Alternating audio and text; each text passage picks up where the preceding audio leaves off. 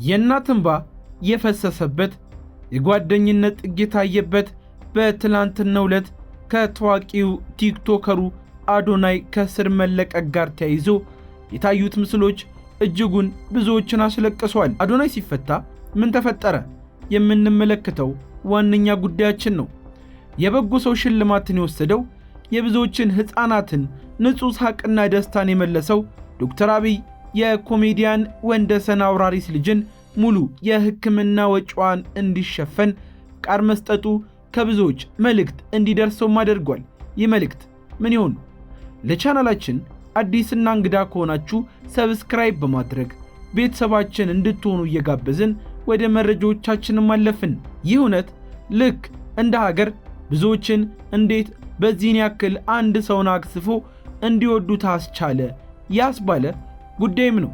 ሁኔታው ደግሞ ቲክቶከሩ አዶናይ ከፌዴራል ፖሊስ ቁጥጥር ስር መፈታቱ የተሰማ ጊዜ ልክ እንደ እግር ኳስ ጨዋታ ደስታቸውን ያጋሩ ለቁጥር የሚያዳግቱ ሰዎችን መመልከት ደግሞ ለዚህ ዋነኛው ምስካሬ ነው።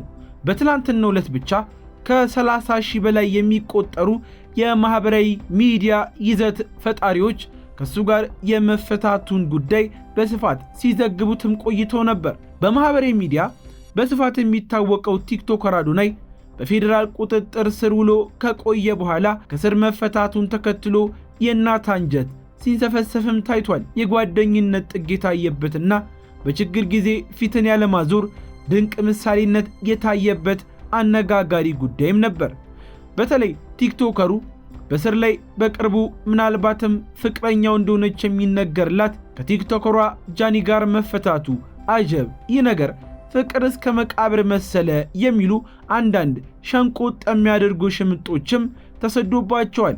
አሁን ቲክቶከሯ ወጣት ጃኒም በፌዴራል ፖሊስ ቁጥጥር ስር ከዋለችባቸው ቀናት በኋላ ከቲክቶከሩ ከአዶናይ ጋር ቤተሰቧን እንደተቀላቀለችም ተነግሯል። ቲክቶከሩ አዶናይ ከስር ተፈቶ ወደ ቤቱ እየተመለሰ የነበረ ጊዜ የእናት አንጀት ሲላወስ በእንባ ሲታጠብ ከብዙ ይቅርታና ልመና በኋላም ያሳዩት ደስታ ወሰን ያጣ ነበር። ታላቅ ፍቅራቸውን ለመግለጽ ልጃቸውን በክብር ለመቀበል እናትየው ቆንጆ አበባዎችን ልጃቸውን የተራበ ናፍቆታቸውን ይዘው ሲገናኙ በተለቀቀው ምስል ሌሎችን በእንባ የሞላ ታሪክን ሰጥቶ አልፈዋል። የእናት እንባ፣ የምስጋና ስግደት፣ የደስታ እቅፍ ከልጃቸው ጋር እናትየው በታላቅ ፍቅርና ናፍቆት ልጃቸው ላይ ጥምጥም ብለው በማቀፍ ሞቅ ያለ አቀባበል ያደረጉ ጊዜ የእናትን ሁልጊዜ አይተኬነት ያሳየ ምስልን ለብዙዎች አጋርቷል። የአዶናይ እናት የደስታ ስሜት ልብ የሚነካ ሲሆን፣ ሌላው በዚህ እውነት የማይለወጥ ወዳጅነትና ታላቅ ልብ ሲሉ ያወደሱት እውነተኛ ወዳጆችም ልክ እንደ ቤተሰብ ናቸው። አንዳንዴም ከደም ወንድም እህት ይበልጥ ይቀራረባሉ ያስባለው ታሪክም ከስፖርት አሰልጣኙ ከቶሚ ጋር የነበራቸው ጉዳይም ከዚሁ ጋር ተያይዞ አብሮ ተነስቷል።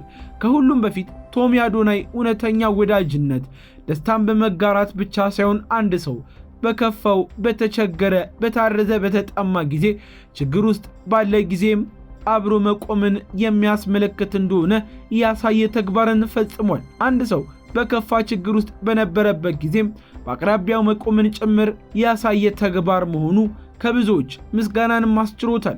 አዶናይ የሚያግዛቸው ልጆችና የአዶናይ እናትን በፍቅርና በእንክብካቤ የጓደኝነትን ጥግ አሳይቶበታል።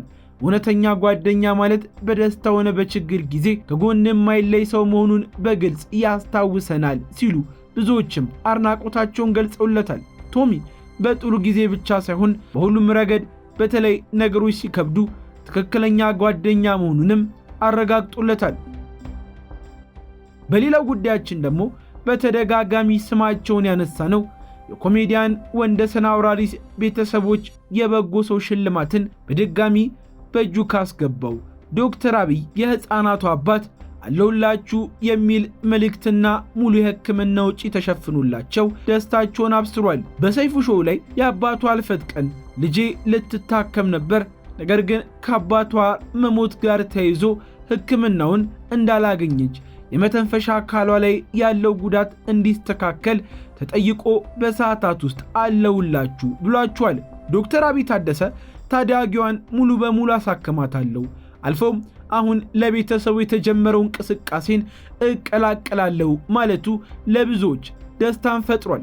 በተለይ ከዚህ ከኮሜዲያን ወንደሰን አውራሪስ ጋር በተያዘ በተደጋጋሚ እየወጡ ያሉ ጉዳዮች የብዙ ኢትዮጵያውያንን ልብ ያራራና ያሳዘነ እንደዚሁም ደግሞ ታማሚዋን እናት ጭምር እናግዛት፣ ለልጇ ትኑርላት፣ ትስራ የሚል እንቅስቃሴ መጀመሩን ተከትሎ ለዚህም እኔም ከጎናቸው ሳተፋለሁ የሚል መልእክትን እንደላከላቸውም ታውቋል። በተለይ ደግሞ አባታቸው ከሞተ ከቀናት በኋላ በእህቱ አማካኝነት ከሚኖሩት መኖሪያ ቤት እንዲባረሩ መደረጉ የብዙዎችን ልብ በእጅጉ የሰበረ፣ ሰው ማለት ከንቱ ያስባለ፣ እንዴት እንዲስ ያለው ታሪክ በቤተሰብ መካከል ይፈጠራል?